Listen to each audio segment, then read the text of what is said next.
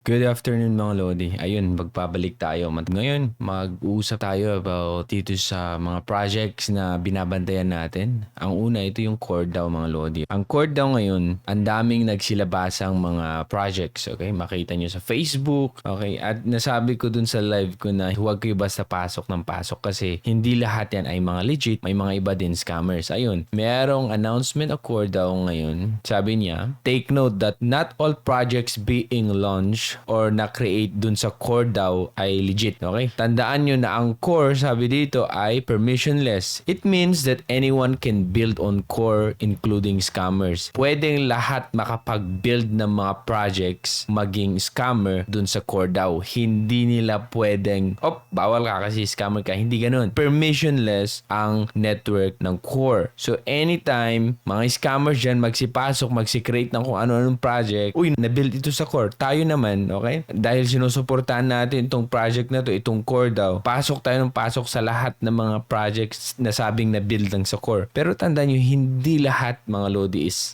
legit. Huwag kayong basta-basta papasok, kaya importante mag-research muna, sabi niya dito, before joining them. Okay? Sabi, you can help by reporting fake projects when seen to avoid them for scamming other people. Pwede nyo i-report. Sa tingin nyo, scam siya, pwede nyo i-report. Okay? So, may nailagay dito. Check natin hindi ko alam kung anong mga project to. Ayan Core Powered by Core daw. Ano to? C Core, BNB Core, ano pa? ETH Core, Unicore, Binance Core, BNB Core, Core. Okay? At marami pang iba. Syempre, hindi pa nilagay yan. Marami pang iba. Ito pa Core Chain Swap.io. So, sila ang naglagay dito, si Mr. Cat at itong mga admin dito sa Core daw. So, alam nila kung ano yung scam legit. So, about naman dito sa Amaze Wallet kasi nakikita ko may mga nagre-reklamo hindi daw na-receive yung mga reward nila. So lahat dito hindi mabibigyan ng reward kung sino lang yung alam nilang ginawa nila yung mga activities dun sa mismong application. Okay? So makita nyo naman dito for those of you that have an issue. So yung mga issue, nag-submit ba kayo ng form? Kasi kung nag-submit kayo ng form, binigyan daw kayo ng ticket para kung paano nyo i-resolve or paano nyo i-check. May mga isend kayong mga screenshot kasi machi-check nila dun kung ano yung activity na ginawa nyo. Ginawa nyo ba yun? Ayan nakalagay. Ngayon, nung 16 yan, okay? Nasa 28 na tayo ngayon Ngayon, about naman sa mining, hindi pa nagsisimula yung mining mga Lodi. Ang nangyari pa lang dito, binibigyan ng reward yung mga nag-test dun sa wallet na kung saan todo active. Okay? Yun ang chine-check nila at binibigyan nila ng reward. Kaya nga, may mabibigyan ng reward kung sino yung may pinakamarami activity. Wala pa yung mining. Testing pa lang ang nangyayari. Ngayon, pag open mainnet na, pag launch na ng mainnet, ma-update, merong update dun sa application. Wala pang update ngayon na nangyayari. Magkakaroon ng update yung application. Okay? Bago mag-mainnet. Kasi nga, dun na mag-start yung mining. Okay? Yung totoong mining. Kasi nabanggit nila, merong mining option dun sa mismong application mga Lodi. Di ko alam kung paano, pero sinabi nila na meron siyang mining na option. Mobile mining. We have checked most of your tickets and collected the necessary data to check on the back end. Today, we have sent over AMT to some of the ticket openers. To some, sabi niya lang, yung nag-submit, okay, may nabigyan na ng reward. Okay, some of the ticket openers. However, there have also been many users who claim not to get the airdrop but did in fact receive it. So, dapat alam niyo kung paano niyo i-check yun, okay? Paano mag-change from testnet to mainnet. Okay, ganito mga Lodi. So, ganito yun yung i-check kung meron kayong reward na natanggap. Itap mo lang to, itap mo itong Amaze Wallet na token. Ito. Okay, tap mo yan. And then, punta ka dito sa taas. And then, choose mo yung mainnet. Mainnet, tignan mo. Yun yung signal lang. So, ganito mga Lodi, okay? Inaayos nila yung network. Kasi nga, tignan mo naman,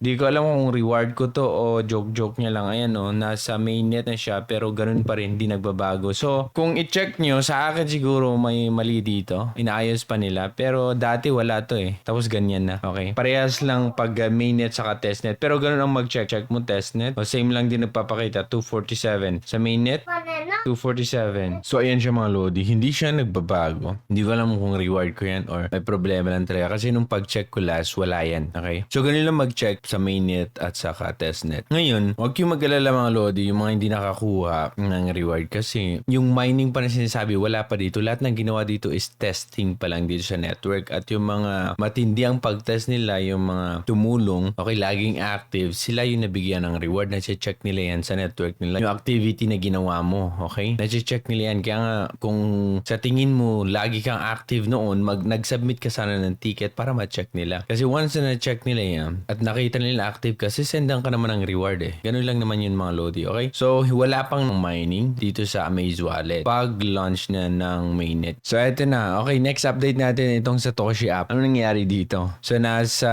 1,200,000 plus ang gem na likom ko. Kaso ang problema, ito, nag-extend na naman sila. Sabi nila nung ngayong 28 sana, di ba, na maging active yung application tapos doon tayo makapag-mint ng ating mga miners ngayon na-extend sa March. Di ko alam kung ano nangyayari. Maraming bang bumili dito? Kasi balitaan ko lang, nabasa ko sa comment na yung nangunguna dito sa Discord, yung nag-create dito sa project na to, kasama siya. Siya din ata yung may-ari sa Mineable or mga iba't ibang mga ganitong project na kung saan ayaw nila mamigay ng free talaga. Parang free nung una pero bago mo makuha yung ganito, kailangan mo bumili ng ganito, NFT, ganito sila. Kaya ganito ang nangyari dito, no? Hindi nila tinupad yung mga pinagsasabi nila. Sa totoo lang, okay din naman itong mga NFTs nila eh. Gusto ko sanang bumili or mag-mint ng NFT miner man lang para check natin kung magkano yung conversion nito kasi baka akuan lang to is mga $1 yung conversion lang ito eh. 'Di ba? Tapos yung pag-mint is 25 dun sa miner, $25.